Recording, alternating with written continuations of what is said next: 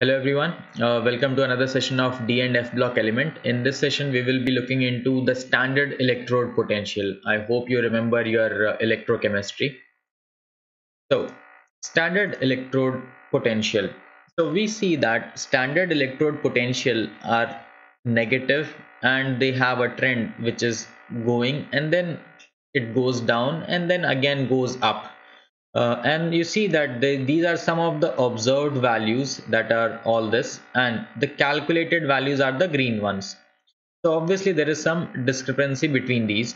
And also if you see, the copper is having a positive value. Now what does this positive value signify? So this unique behavior of copper signifies that it is not able to liberate H2 gas from acid. Remember that whenever you react a metal with acid, you liberate H2 gas, but with copper that is not the case. That's because of its having standard electrode potential as a positive value. Now in all this we see that Mn, Ni, okay, and Mn, Ni and Zn, okay, so they have more negative value than it is expected, okay, and all the others are kind of same. Now why is this happening? It's because of the stability of half filled D subshell of Mn2 plus and fully filled subshell of Zn2 plus, that is D10 configuration, and Mn2 plus is having D5 configuration, whereas this difference in Ni2 plus is actually related to its highest negative hydration enthalpy. Now, why all these factors are coming into picture? Because when we calculate electrode potential, it's not just only one thing which plays the role. Okay. In fact, there are multiple things that you need to account for. So let me show you. It's like, first thing is you need to have an atom. So you need to provide atomization enthalpy. Okay. So you isolate a metal gaseous atom. Then you need to make it an ion, that is first ionization enthalpy. Then second ionization enthalpy, okay, that is removing of second electron. And then since it's inside solution, because this is only in the gaseous phase, and this is when you put inside the solution, okay. For example, your solution is H2O. So if you see, hydration enthalpy is energy which has been released. Okay, so all these 3 4 factors are responsible to give you your standard electrode potential. I repeat: enthalpy of atomization, ionization, second ionization, and hydration. Okay, so in all this we are looking from for Mn2 plus to M form.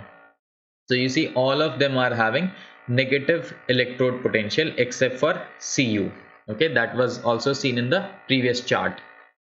Now uh, their chemical reactivity and E naught values. So transition metals, they are very widely used in chemical reactivity. Okay, uh, because they have a lot of like negative and positive states, and they are able to adapt multiple oxidation state. Obviously there are some which are noble, okay, that means they are not reactive.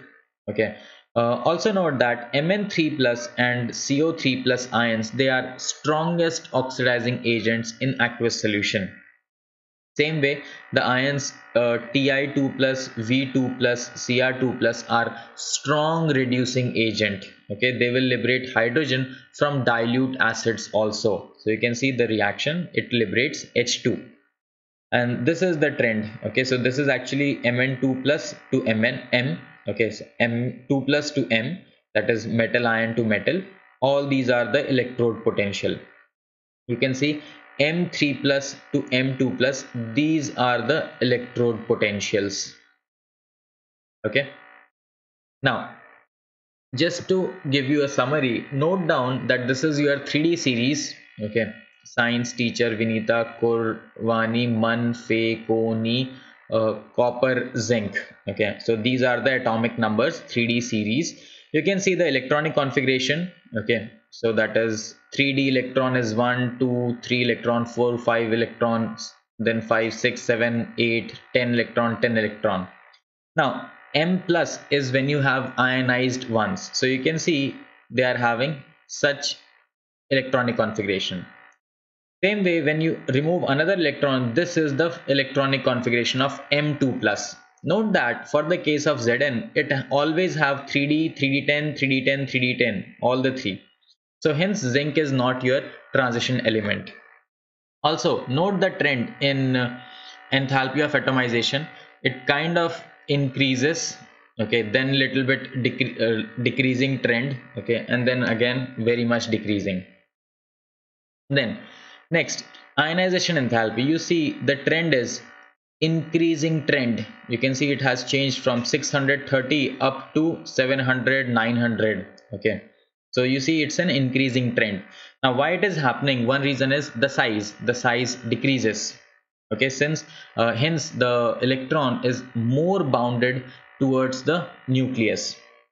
Same way, the second ionization enthalpy, you can see second ionization enthalpy is even more bigger, okay, in the corresponding metal, obviously because one M plus is already more smaller than M, so M2 plus is even more smaller, hence the third ionization enthalpy is even more higher, okay. Also you can see the metallic or ionic trend or ionic radii, you see it has a decreasing trend, meaning volume will also be decreasing. M2 plus ionic radii is again having a decreasing trend. M3 plus is again decreasing trend. So you can see the electrode potentials which we have seen. So this is from Mn2 plus to M, and M3 plus to M2 plus, M2 plus to M, and this is M3 plus to M2 plus. And finally you can see the trend of density, which we have talked in the previous session, that it will be a increasing trend due to two factors: increase in mass along the period and decrease in volume along the period. Hence you see that the density is increasing up to almost 9 gram per centimeter cube. And that's it in this one, and in the next session we will see some magnetic property and coloring of compounds and a lot of other things. Okay, bye bye.